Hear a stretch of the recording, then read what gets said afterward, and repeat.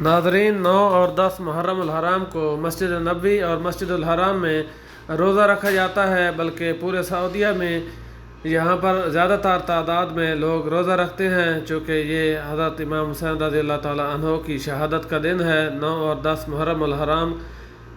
تو انہی کی سنت کو اپناتے ہوئے چونکہ وہ پیاسے شہید ہو گئے تھے، تو اسی لیے جو ہے یہاں پر ان کے سنت اپنائی جاتی ہے، دن کو روزہ رکھا جاتا ہے، اور وہ چونکہ پیاسے بھوکے رہے تھے تو اسی لیے یہاں پر روزہ رکھا جاتا ہے۔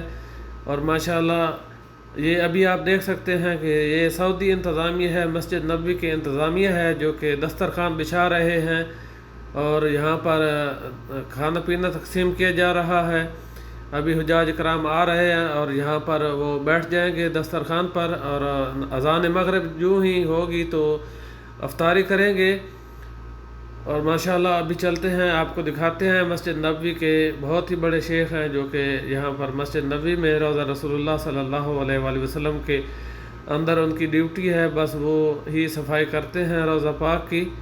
تو جی ناظرین، یہ آپ دیکھتے رہیں، ماشاءاللہ یہ وہ شخصیت ہیں جو روضہ رسول اللہ صلی اللہ علیہ وآلہ وسلم کی روضہ کے اندر کی صفائی کرتے ہیں، روضہ پاک کے اندر جا سکتے ہیں، ان کے علاوہ اور کوئی آدمی جو ہے روضہ رسول کے اندر نہیں جا سکتا۔ یہ وہ مقدس شخصیت ہے ماشاءاللہ۔ اللہ پاک آپ لوگوں کو اپنے غار اقدس کی زیارت نصیب فرمائے، اور ماشاءاللہ مسجد نبوی میں ابھی اذان بھی ہوگی، خوبصورت اذان بھی سماعت فرمائیں گے۔ اور عربی لوگوں کا رواج جو ہے عود، ایک زمانہ قدیم سے یہ روایت چلی آ رہی ہے، عربی لوگ مسجد نبوی کو خوشبو سے معطر کرنے کے لیے عود لے کر یہاں پر گھومتے ہیں، جیسا کہ آپ دیکھ رہے ہیں ماشاءاللہ یہ بہت ہی خوبصورت اس کی سمیل ہوتی ہے۔ مسجد کے اندر لوگ ابھی بھی اس دھوئیں کو، اس خوشبو کو اپنی طرف جو ہے کھینچ رہے ہیں، کوئی ٹوپی مس کر رہا ہے، کوئی رومال مس کر رہا ہے، تو ماشاءاللہ اس کی سمیل بہت ہی اچھی ہوتی ہے، لوگ اس کو سونگھتے ہیں ماشاءاللہ۔ تو ابھی جو ہے افطاری کا ٹائم ہو چکا ہے، افطاری کر رہے ہیں لوگ، اور اذان کا ٹائم بھی ہو چکا ہے، آئیے اذان بھی سنتے ہیں۔ اس سے پہلے میری ریکویسٹ ہے کہ آپ چینل کو سبسکرائب کر دیں، لائک شیئر ضرور کریں۔ تو آئیے اذان سنتے ہیں۔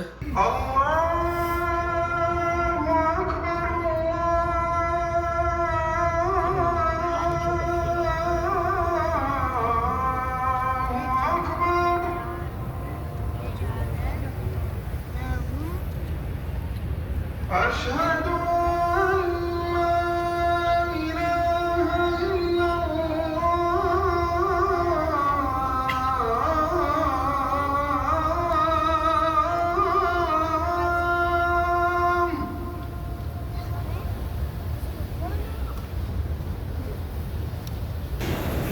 أشهد أن لا إله إلا الله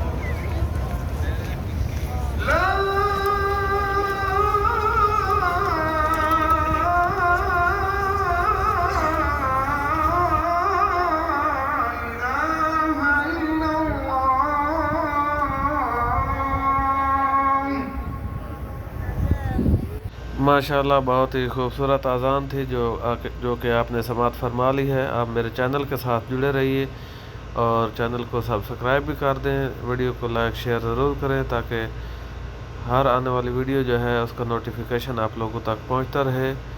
ویڈیو کو واچ کرنے کا بہت بہت شکریہ، تھینک یو، اللہ حافظ۔